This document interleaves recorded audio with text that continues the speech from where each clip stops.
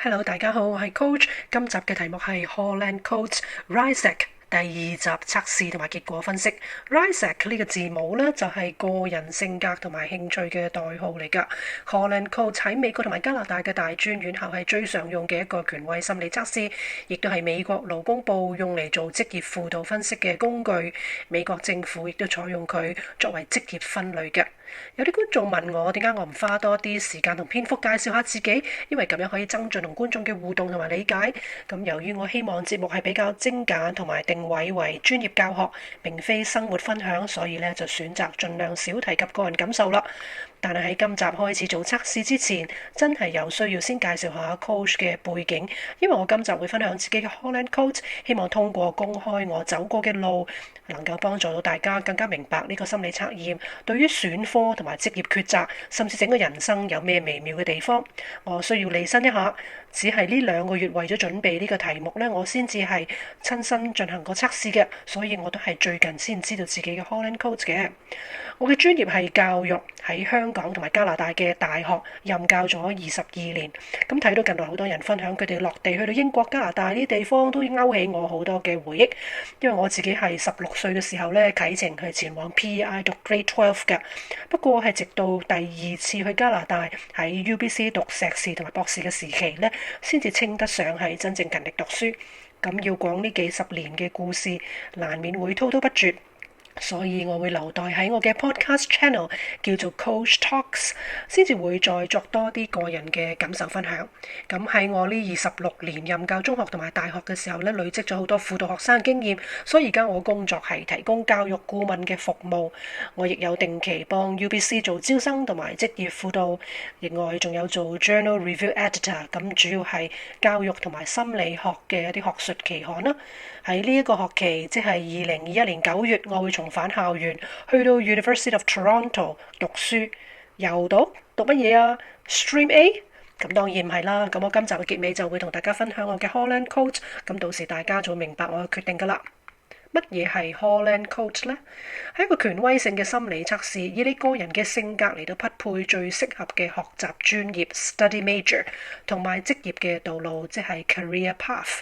喺第一集有較詳細介紹6個性格嘅類型，推薦大家首先可以看一看呢一個第一集，更加清楚咁了解呢個測試嘅內容同埋認受性。由於 Hall and Coates 被廣泛使用，所以正規嘅測試都有7個唔同長短嘅 version。但留意網上面亦都有好多其他大大小小嘅炒作同埋疑似，亦都需要付費嘅 Hall and Coates 測試啊。又有一啲未更新嘅過期版喺度流傳住。今日我為大家介紹嘅係美國政府認證，又係最多北美大學採用嘅2018年嘅簡短嘅測試版。Coach 用自己嘅專業操守擔保。上集我提過，我係美國同埋加拿大心理學會 APA 同埋 CPA 嘅會員啊嘛，所以大家可以放心使用啦。喺講落去之前，提提大家支持訂閱 Coach 教育頻道，請你俾 like、留言同埋同朋友分享，多謝你哋。首先講解下測試嘅方法啦，共有60個項目嘅活動描述嘅，你要記下你邊一啲係有興趣嘅活動，留意唔好考慮你有冇擁有相關嘅教育背景或者培訓，更加唔好將錢呢擺落去其中作為考慮嘅因素之一。你只要選擇你有興趣嘅活動嚟得就得㗎啦，唔需要顧慮能力同埋任何現實上面嘅限制。俾幾個例子大家睇下，駕駛貨車將包裹運送到辦公室同埋家庭。咁你唔需要話我生活上邊我係唔識揸車嘅喎，咁你只係要睇下你中唔中意做呢個活動嘅啫。另外一個係修理同埋安裝門鎖，咁你唔需要考慮話喺現實生活上我哋叫個開鎖師傅嚟做呢個服務都好划算啫。咁自己又咁忙碌，唔會有時間做呢啲嘢噶啦。咁我提醒你哋，呢啲題目係問你喺最理想嘅情況之下，你嘅個人興趣，咁忘記你生活上面嘅忙碌或者金錢上面嘅考慮。另外一個例子係演奏爵士樂或者跳踢踏舞。咁你中唔中意爵士樂同埋踢踏舞呢？唔係問題㗎，你只係要代入你中意嘅音樂或者舞蹈風格就可以啦。咁即係呢條問題問你中唔中意演奏一啲樂器、音樂同埋中唔中意跳舞嘅啫。最後一個例子就係話經營一家服裝店，咁你只要代入你喜歡嘅行業或者店鋪嘅種類就可以啦。總共有6種嘅性格喜好，每組性格有10條題目。計算一下你每一種性格類別嘅問題裏邊，你有興趣嘅活動就係你嘅得分。例如有10條活動中，你有8項係有興趣嘅，咁即係話你喺該性格類型嘅得分係8分。咁請大家而家準備好紙筆計算啦。第一個係實幹型 Realistic R， 係做事者。你有冇興趣建造櫥櫃、鋪磚或者瓷磚、修理家用電器、喺養魚場養魚，或者組裝電子零件呢？你有冇興趣駕駛貨車將包裹運送到辦公室同埋家庭？喺發貨之前測試下零件嘅質量、裝修同埋安裝門鎖、設置同或者操作機器嚟到製造產品、撲滅森林大火。咁而家請你計一計10分裏邊你有幾多個項目係揀咗嘅？呢個就係你實幹型嘅得分啦。跟住落嚟，我哋係 investigative， 係研究型，係思考者嚟嘅。你有冇興趣開發一種新嘅藥物，研究減少水源污染嘅方法，進行化學實驗，研究行星嘅運行，使用顯微鏡檢查血液樣本呢？你有冇興趣調查起火原因，開發一種更加好預測天氣嘅方法，喺生物實驗室工作，發明糖嘅替代品，同埋進行實驗測試以識別疾病呢？你計一計呢個研究型你嘅得分啦。藝術型 Artistic A 係創造者。你有冇興趣寫書或者戲劇，演奏一種樂器，作曲或者編曲，畫畫或者係為電影製作特殊效果呢？你有冇興趣為戲劇繪製佈景，為電影或者電視節目編寫劇本，演奏爵士樂或者跳踢踏舞，喺樂隊中唱歌，剪接編輯電影？請你記低你喺藝術型嘅得分啦。社會型 social 係 S， 幫助者。你有冇興趣教授個人鍛鍊身體嘅程序呢？或者幫助有個人情緒問題嘅人，為人提供職業嘅指導，進行康復治療，喺非營利嘅組織做志願工作？你有冇興趣教細路仔進行體育活動，向失聰或者聽障嘅人士教授手語，幫助進行集體治療嘅活動，或者喺日托中心照顧兒童？你或者會唔會教授一個中學嘅班級呢？請你記低你喺社會型 social 嘅得分啦。企業型 enterprising E 係說服者。你有冇興趣買賣股票同埋債券呢？管理零售店，經營美容院或者理髮店，管理大公司嘅一個部門，開創自己嘅生意？你有冇興趣洽談業務合同，代表客戶進行訴訟，推出新嘅服裝系列，喺百貨公司出售商品，經營一家服裝店？請你記低你企業型 enterprising 嘅分數。事業型 conventional 係 C， 組織者。你有冇興趣使用電腦軟件開發電子表格呢？校對記錄或者表格，喺大型嘅電腦網絡中安裝軟件，操作計算機，保留發貨同埋收貨嘅記錄？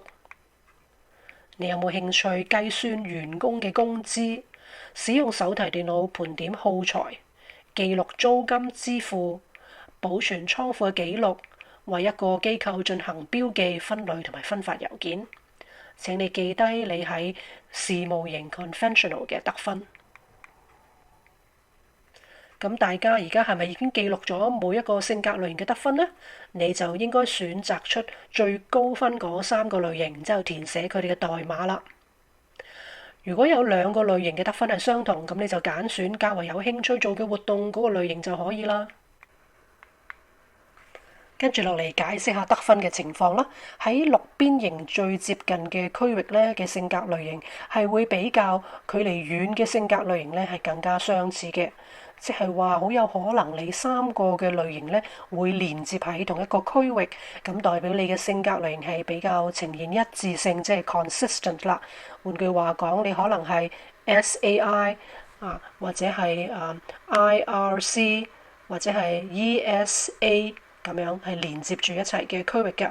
咁咩叫相反嘅性格呢？就係兩個性格類型嘅區域喺對角嘅位置咧係相反嘅。例如 social 嘅性格係善於與人相處啦，佢對角嘅就係 realistic 嘅性格，咁佢哋係善於處理物品嘅，咁可能人際方面咧就相對較為弱啦。例如 artistic 嘅性格係追求變化同埋即興，所以有創造力。但係佢對角嘅 conventional 咧係會追求慣例同埋規律性，所以係更可靠同埋貫徹性強㗎。咁睇睇呢個顏色嘅圖咧，會更加清晰㗎。Holland Codes 嘅一致性 consistent 咧，即係話你三個嘅主要性格區域咧係集中埋一齊㗎。咁頭先我講過 SAI 啊、ESC 啊呢啲都係啦，大部分人都係咁嘅。但係個別人咧有佢最強嘅三個類型中咧，可能係包括咗有相反嘅區域都唔定。咁呢啲不一致性咧 inconsistent 嘅性格類型咧，雖然相對上稍為少，但係其實咧都有一啲喺專業上面嘅優勢㗎，因為佢同時擁有相反嘅性格，可以補足到同工種嘅一啲專業人士嘅不足嘅地方。咁睇呢個圖咧，就睇到人嘅性格其實係各有差異嘅。如果強行論斷某一種性格係弱者，或者某一個相反嘅性格先至係強者，咁係其實係冇意義㗎。呢啲唔欣賞同埋唔支持人哋發展長處嘅行為，係放縱自己無知去肆意剝奪人嘅自尊同埋自信啫。坦白講，好多時候一啲父母、老師或者長輩，佢哋或者都會判斷錯咗，甚至妨礙其他人選擇同埋前途㗎。咁呢啲行為害人不淺㗎。就好似呢一幅圖咁樣啦，用唔同嘅顏色係代表咗唔同嘅性格。你唔能夠話橙色比深藍色更加好，或者黃色係啱，綠色係錯，又或者試圖將綠色變為紫色啊嘛。代入選主修同埋職業上面嚟講咧，就應該揀選自己最喜歡、最強嘅顏色，除非你認為可以終身去扮演一個唔屬於自己嘅性格啦。咁大家係咪已經準備好自己嘅分數呢？你要選出最高分最強嗰個 Holland Codes 作為代碼，然後加上第二、第三位高分嘅代碼。咁我哋首先睇一睇 realistic 嘅做事者啦。咁呢一頁嘅專業咧，全部都係 R 為最強嘅一個項目嘅 Holland Codes。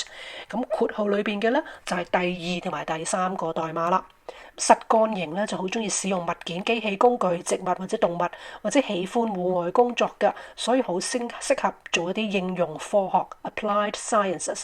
咁或者要採取行動同實踐嘅職業，一啲 skill-based 嘅 career。我哋睇睇研究型 investigative，I 係思考者，佢哋中意觀察、學習、調查、分析、評估、解決問題。咁配合埋第二、第三個代碼咧，嗰啲學科咧都會變得好精彩同埋多樣化㗎。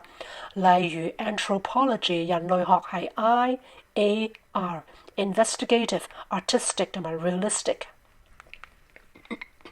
藝術型 artistic A 係創造者，佢哋具有藝術創新或者直覺能力嘅。可見呢啲科目咧，多數係文化、語文同埋藝術。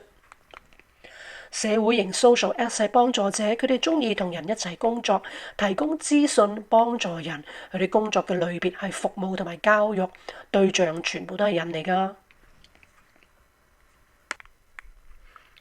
咁跟住落嚟，我哋睇下係企業型 enterprising E 說服者，佢哋中意領導管理，所以好多係從事商業推銷同埋行政工作㗎。事務型 conventional C 係組織者，佢哋喜歡處理數據，擅長細節，工作係反映出佢哋擅長處理資訊數據，能夠應付高系統性同埋精密有條理嘅工序。咁好明顯嘅例子就係資訊科技或者係會計啦。接住落嚟係分享 Coach 個人嘅測試結果喎，大家睇到左邊咧係 Coach 做咗個長版本測試嘅結果㗎，得分最高係 A artistic，第二高係 S social，第三同埋第四係相同分數係 investigative 同埋 enterprising，即係 I 同埋 E。咁於是要睇下前邊 Coach 介紹咗自己嘅學習同埋工作嘅道路呢。Coach 竟然由18歲開始入大學嘅時候呢，就順住次序由高至低咁樣演繹咗自己嘅 Holland Codes。記得我提及只係因為準備呢個節目先至第一次去測試自己嘅 Holland Codes 啊嘛。睇翻 Coach 讀 undergrad 嘅時候，主修呢正係一門藝術嘅學科嚟㗎，咁就 artistic 啦，係我得分最高嘅類型啦。其實喺中學階段，我花最多嘅時間同埋努力都喺藝術方面，成就亦都係獨沽一味喺呢個藝術嘅範疇。但係入到大學時候呢，我知道父母嘅期望同埋基於就業嘅考慮，本來係準備入讀 E-Enterprising 嘅，並且已經簽妥咗所有選修嘅科目，完成咗編排時間表。但係喺開學前一個星期思前想後，喺冇同父母商量過之下，就直接親身去做 audition，成功回歸咗自己興趣 artistic 嘅學系，行咗一條完全唔同嘅路。當年冇參加任何嘅輔導或者諮詢服務，只係憑自己嘅 gut feeling 勇往直前嘅。咁接下落嚟，我幾十年嘅職業咧都係教育，所以正係走上咗我第二高嘅 S social 嘅性格類型啦。之後我入讀 UBC 嘅 Research Master 同埋 PhD，咁研究嘅領域又係結合咗我 undergrad 嘅 major artistic 藝術同埋 social 教育。咁即係話我喺 graduate study 嘅階段體現晒自己最高嘅3個 Holland Codes，就啱啱好係 ASI 啦。I 咧就係investigative。咁最近一年呢，我就考慮進修，諗咗好耐啦，終於決定呢一個學期，即係2021年9月咧，會去到 University of Toronto 修讀 E-Enterprising 嘅科目㗎。咁完全係我18歲時原本準備開學讀嘅學系喎，正好完整咁樣完成咗自己4類型嘅性格興趣啦。我哋再參考一下 Holland Codes 嘅六角圖形啊，咁你就會睇到 A artistic 為主嘅話咧，兩邊就係 S social 同埋 I investigative，而 E enterprising 咧係較為遠離 A 噶，所以可能就係咁樣令到 coach 係延遲咗幾十年到最後階段先至再選擇行埋 E 去啦。咁睇嚟都係合乎邏輯嘅發展喎。coach 相信人想要行嘅路總係會自己去追求，自己會去製造同埋爭取機會㗎。coach 製作呢兩集 Holland Codes，又同大家分享自己嘅人生選擇，就係希望各位有機會嘅話，更加認真咁研究點樣去選擇，先至係最忠於自己嘅性格同埋興趣取向。畢竟人人都要為自己抉擇要走嘅路，因為我哋先至係自己人生嘅主角啊嘛。有需要嘅話，建議大家嘗試做長嘅完整版 Holland Code 測試，因為佢係好詳細咁測試咗之後，會根據你嘅性格組合，提供13至15份嘅職業配對嘅。由於網絡上面嘅資訊混亂，淨係上集 Coach 解釋過，總係會有一啲神棍聞到味，利用偽科學渾水摸魚㗎。一般人係冇辦法辨別真偽嘅，所以有興趣嘅朋友可以喺 Coach 嘅 Facebook 揾到更加多嘅詳細資料同埋可靠嘅專業連結。唔知大家揾唔揾到自己嘅 Holland Codes 呢？同埋對於你有冇幫助？係咪好似 Coach 咁吻合呢？我想知道你哋嘅情況，請你哋留言話俾我知。同埋如果有需要幫助嘅話，可以用電郵聯絡我 info@coach.com。請你哋繼續支持訂閱 Coach 教育頻道，俾 like 留言同朋友分享，多謝大家。